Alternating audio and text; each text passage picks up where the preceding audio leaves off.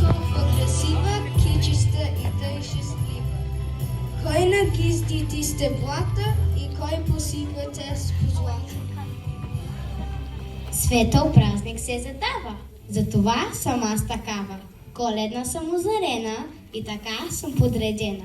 Радост нося на очите, светлина пък за душите, а на моята главица грее истинска звездица. Нека радост има тука, здраве, щастие и сполука.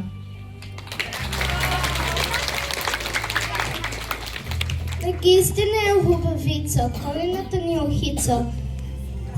За празничната наша маса, тя сложена се украса.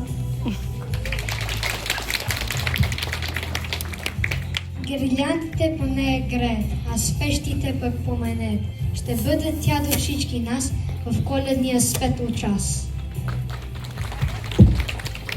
Сняг на облаци се вдига, дядо Коледа пристига. В златна хубава шейна, чак от стара планина. Дзън, дзън, дзън, звънци звънят. В сладък сън децата спят. А вие, мили родители и учители, виждате ли колко чудеса има тук?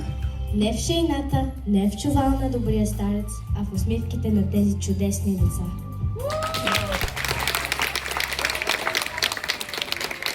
Снежен праш шейната вдига, дядо Коледа пристига. Името на брада от сняг и кошух и нов ковак.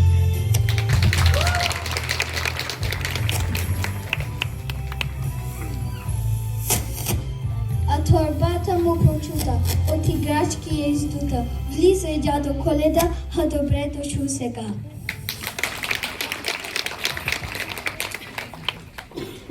Хо-хо-хо!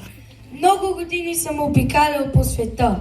Виждал съм милиони подаръци, но най-ценните моменти винаги са били усмивките и радостта в очите на децата.